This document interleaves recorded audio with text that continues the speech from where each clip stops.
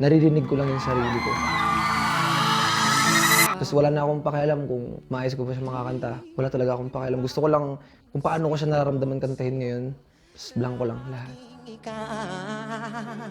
Habang blanco yung isip mo, tapos kinanta mo yung kanta mo, tapos na. Wala pang ibang tumatakbo. Hindi mo iniisip kung may naghihiyawan ba dun? Or may pumalakpak ba? Hindi mo maiisip yun. Parang bigla na lang pagbukas ko ng mata ko, biglang lalakas yung sounds. Tapos kagad yung mga tao.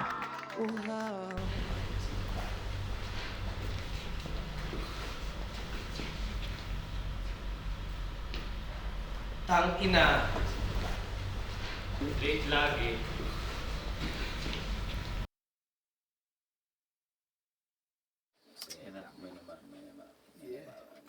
Simple lang ang buhay.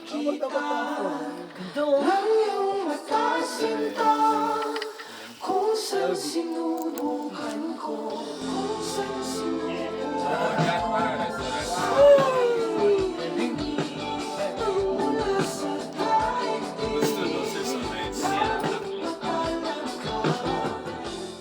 What I love about working with them is that they always challenge me to become a better producer. Most of their songs changes mid-song and then switches faster, goes slower, something like that.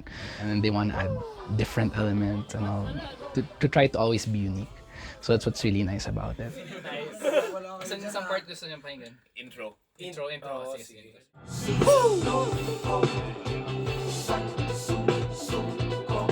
So they always try to make their music an experience. Barya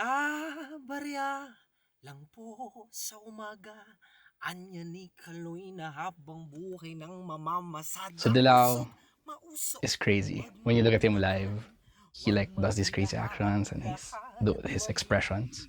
But then when you get to meet him, he's like the sweetest person you've ever met. I think V is the brains behind Dilaw.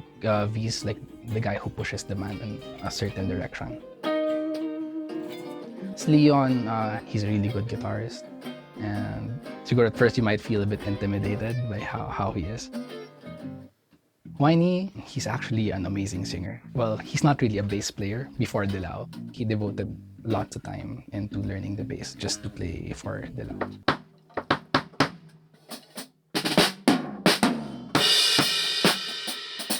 Toby is one of my closest friends, and I believe he is one of the best drummers in the Philippines, and I cannot record the song without him.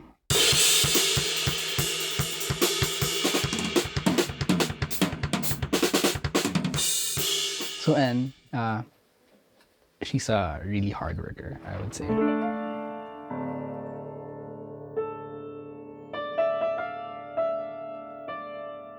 So when Anne entered the band and joined, I think she was the missing piece for the band. The band needed someone who would learn how to do the programming for live and all this and look for all the electronic elements, how to do it live. And she really worked hard and, put her heart into it. And so like from meeting her a year ago and to now, she plays better keyboards. Like, wow, like she's really good now. And even the way she programs everything. So like every performance that Dilaw has, there's always a different element. They want to make sure that it sounds different every time. And so probably V contributes to that, and then N just makes it work, and then it's like magic when you watch them live.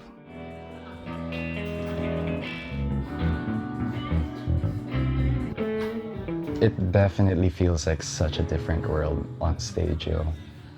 Like once we get on stage, the whole band just gives each other high fives, hypes each other up, and it's like, oh, game! That was, everything just clears once we start playing. Ang susunod namin kanta medyo chill lang. Ito yung latest namin na-release. Ang dami niyang version sa Spotify, sa sa YouTube. Uhaw, fuck eh. Fuck. Labels. Anyways, title na to ay Uhaw. Para sa lahat ng may love life, kung wala man, pwede pa rin naman. Gin na lang. Oh. I see us on stage, I just see extremely weird characters that are surprisingly good at music. Like, this guy can sing, and they can kind of play keyboard. But they look really weird. But, you know, that's what we go for. We love that kind of shit.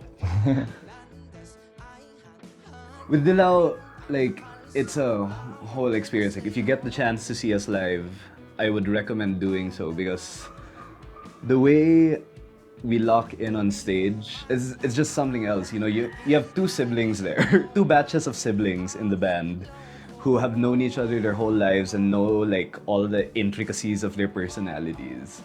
So the way like that locks in on stage, it's like I'm just like phrasing the words of my girlfriend here. Like like watching the band is an experience. Kahit kasi kami, every time na matatapos kami tumugtog, gugulat din kami, parang, tulid kami na, parang lapit ah. Experience tol, experience, gumagano'n. Kaya parang yung Dilaw is an experience. Parang hindi sapat na pakinggan mo kami sa Spotify or sa YouTube. Panuorin mo kami. Kasi, yun, malupit.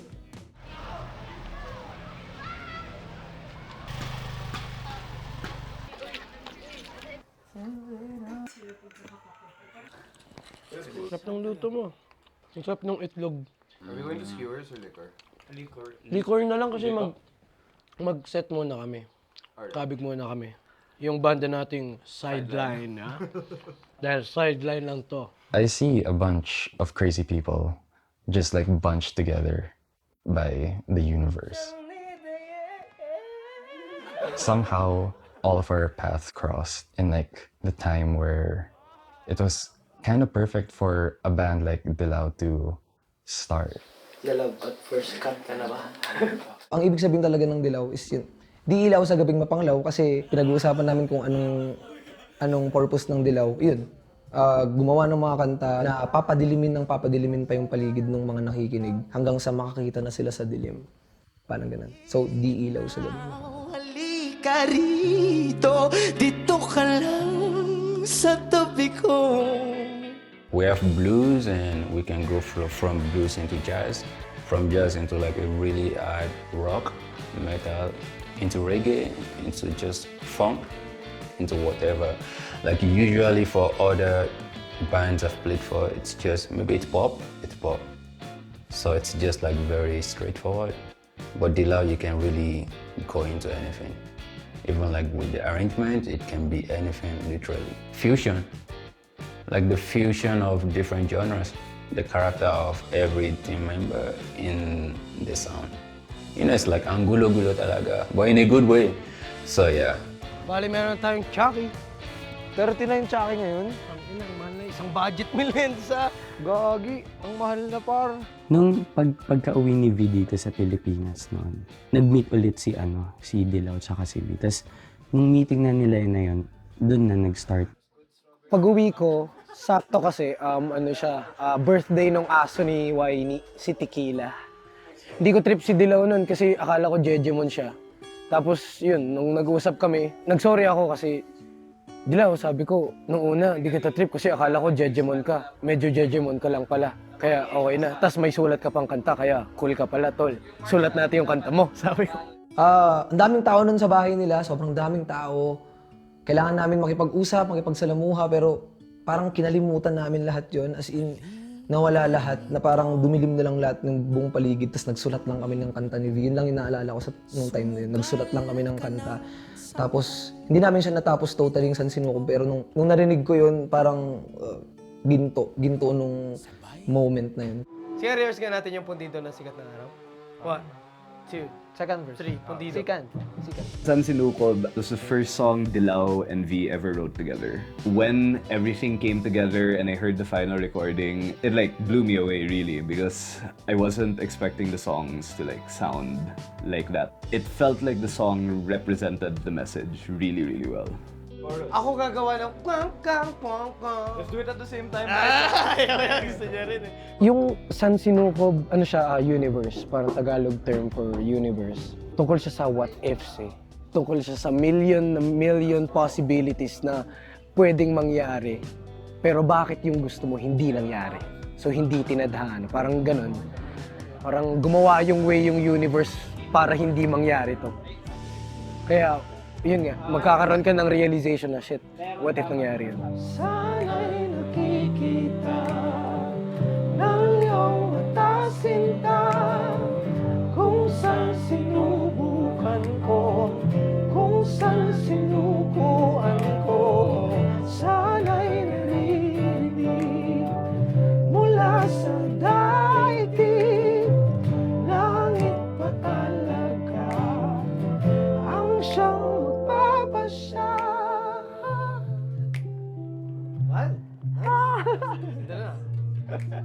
Like, I feel like everyone in the band really wants to fast forward to tomorrow so that we can play San Sinukob in front of a crowd. Because, like, for one, I know all of us don't want to mess up in our first time playing the new version of the song.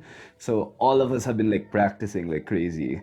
So when we like head up on stage tomorrow, I have full confidence that we're gonna be able to put a lot of energy and a lot of oomph into the song.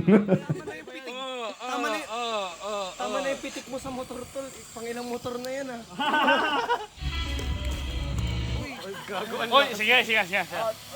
Alis na ba tayo? Order muna tayo. Ay, meron kaming banda ni Wiley. Pangalan nun, Sideline. Dahil sideline lang to. Ganun kami pagtulog. Ano yun, parang gusto kasi namin parang training grounds kasi namin yun ni Wiley. Parang gusto namin mag-practice na may audience, ganun, tapos may mga R&B kaming pyesa ng mga trip kasi gusto nga kumanta rin ni Wiley. Mas parang nade-develop kasi may sa labas. Minsan pag nag-hang kami, kasama yung Dilaw, okay lang din naman sa kanila na nandun. Like buong banda minsan nandun sa bar, inuman, full support syempre. Kahit syempre sideline namin yun.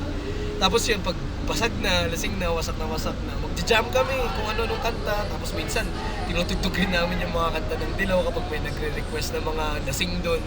Lalo yung Uhaw, nire-request nila. Welcome Baguio City! Rar!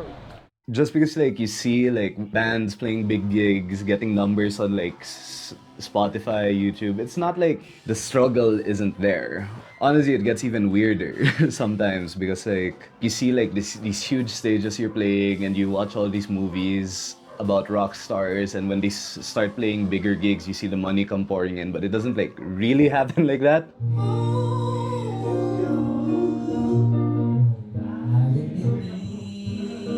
And like doing art is like really hard. If you love doing the music, doing the art, whatever, like however you express yourself, I'd recommend like just like sitting through it, biting the bullet, but just always remember it's gonna be hard, and sometimes like to be real, it's not gonna be worth it, but it's fun.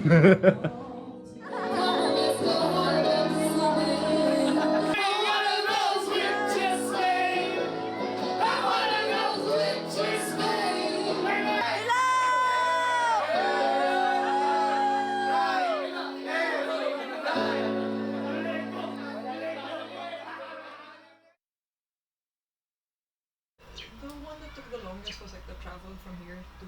Maliit? Hello. Regarding dun, di ko rin alam kung magkano yung working budget para dun. And workload na pwede niyang gawin sa event itself. Ano sa tingin mo? Yeah. Honestly, that's a new gig, man. Yun din yung isip ko. Pero Feb 9, babiyahe na tayo kasi may Feb 10. Yeah. Feb 11. Yun din yung parang show mismo. Kaya ba? Kaya naman!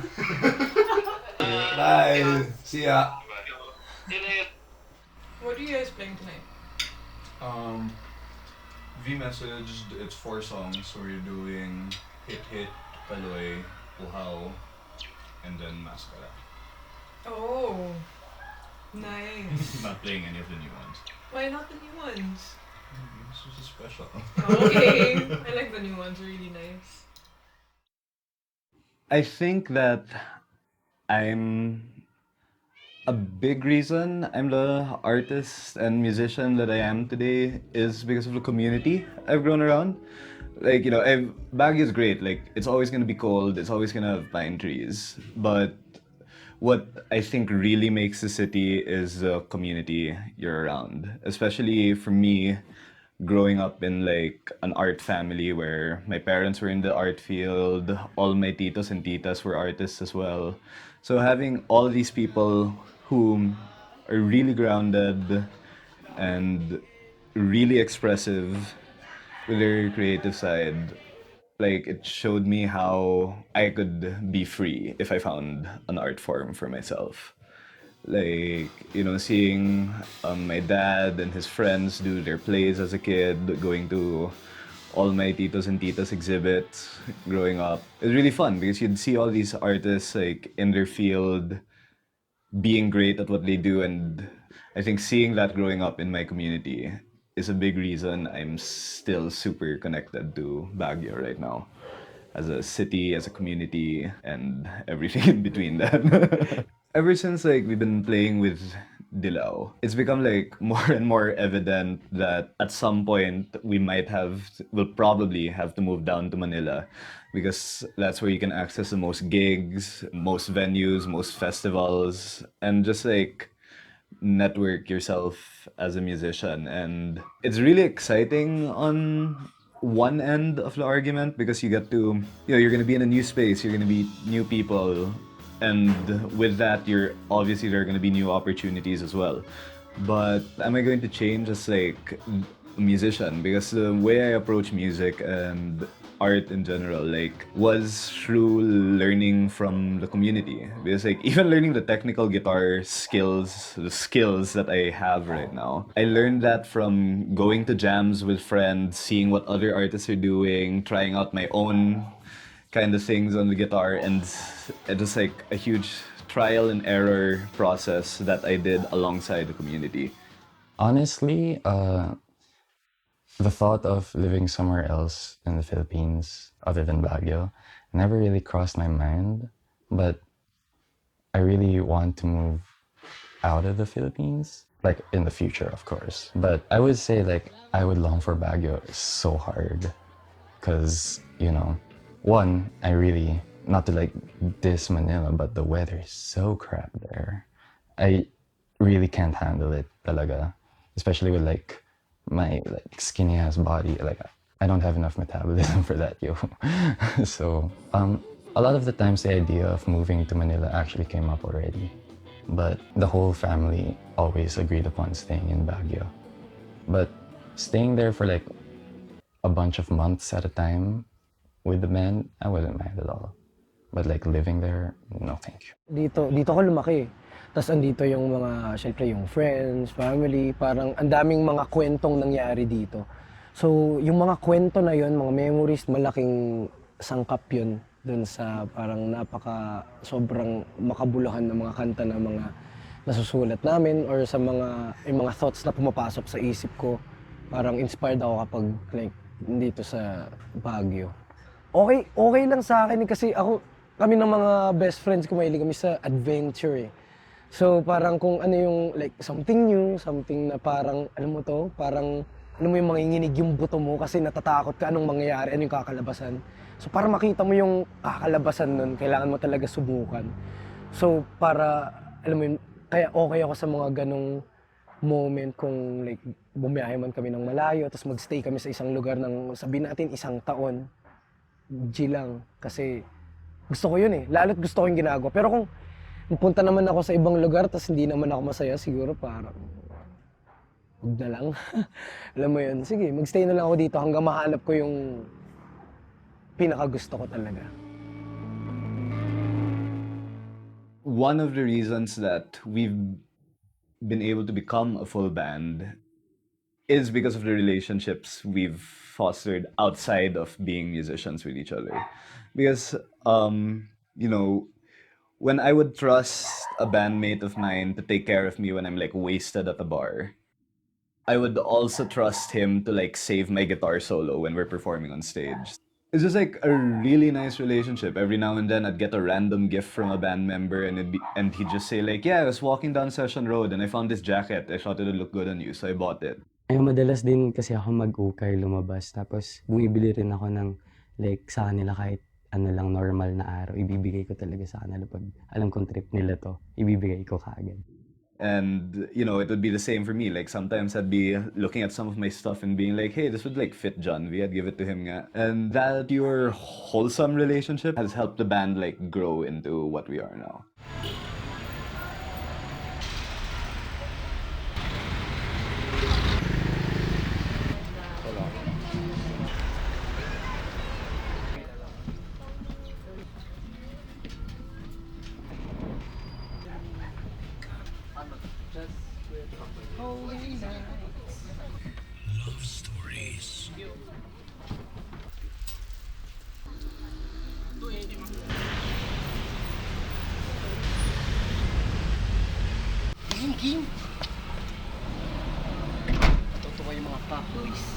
Bali, meron tayong dito para yun.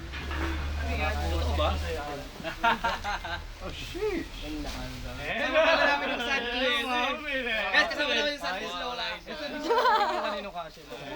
Bale, hindi ko na-expect na may mga gift pala si V sa amin lahat. So, sobrang, fan kasi ako ng gift talaga. Sobrang gusto kong nagbibigay saka tumatanggap ng gifts. Tapos kay kuya pa galing. Tapos nakataba ng puso. Sobra. Susot ko na to ngayon. Ayun. Ginoke niya pa ako actually di ba? Ako pa yung last na hindi niya tinago niya pa yung sa akin Para hindi, tapos, saan niya sa akin? Sabi ko pa.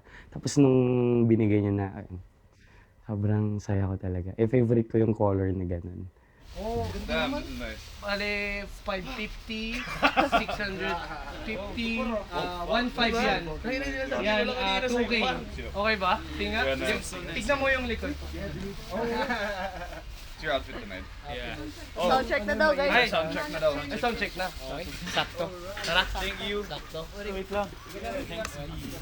Thanks, Jam Beach. Before getting on the stage, that's where like I would say I'm most quiet. You know, my hands get really cold. I'm like, okay, I'm gonna do that. I'm gonna play, and do that. I'm like running the whole set like through my head, like on the spot. That was everything just clears once we start playing.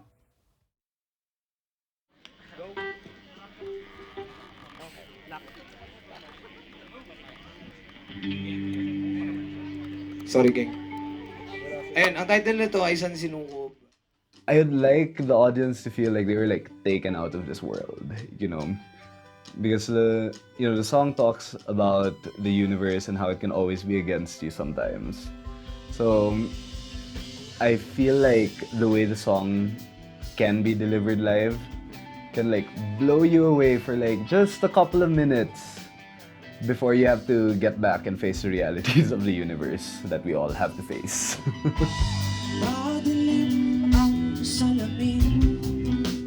Gusto ko kung anong nararamdaman ko, yun yung mararamdaman nila sa bawat salitang binibitawan ko. Tapos sila V, silang lahat sa banda, parang ganun din yung gusto nila. So sa kanya-kanya naming instruments, ganun talaga yung gusto namin gawin hanggang sa nagsama-sama siya.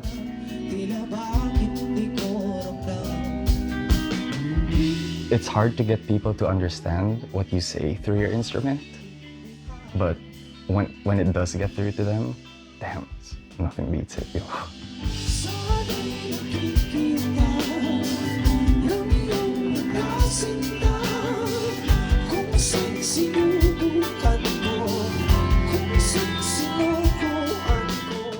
Personally, I want to melt the audience's faces when I play. I want to play something so freaking nasty that all of them are just like, yeah! But seeing the audience just like love what we're doing musically is just really, really fun. Bago na naman tong feeling na to So nakaka-hype na naman siya, pero kailangan mo pang like mas lalong galingan. Gusto ko siya ma-feel everyday, na kahit struggling, gusto kong parang pag bumangon ako, shit, ito yung matagal ko nang gusto. So right now I feel like the band's in a great place. The momentum feels nice. We all have a like energy and fire that feels like it's driving us forward. And if that fire pushes us forward, I like see this band like doing a lot of good stuff. Like I'm not sure if we're ever gonna be like the most famous band out there, but with this fire we have right now, I feel like regardless of when you listen to our music, it's gonna be a good listen. As a musician, you dream of like performing, having people being fans of your music or listening to your music at least. And it's hard because like you'll always like fucking try to get your art out and have people listen to your art, and like a lot of times it doesn't fucking happen. Like a lot of times pour your heart and soul into a piece of music, you release it and your mom and dad like it. You know, that's all you get. So while you're going through that, it kind of feels like it's always like time to give up because it sucks pouring your heart and soul into that. But there's always like that little piece of you in the back of your mind that tells you like, nah, it's gonna fucking happen. You know? Like, just like wait it out. And having all of this happen around us is It's kind of like validation for a dream, you know? Like, okay, you're right for dreaming, you're right for trying. You're like, not exactly there yet, but you know, you're on the way. It's nice to be on the way.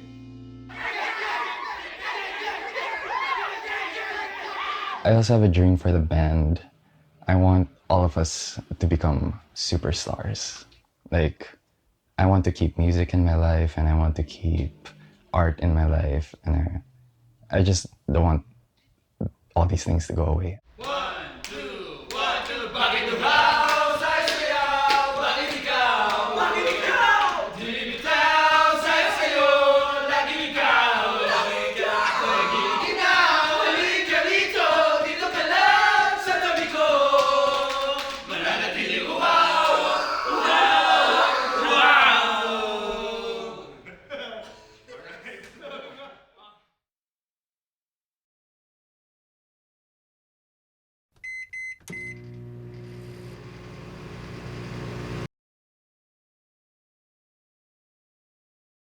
Bakit uhaw sayong sayaw? Bakit ikaw di bibitaw sayong sayo? Laging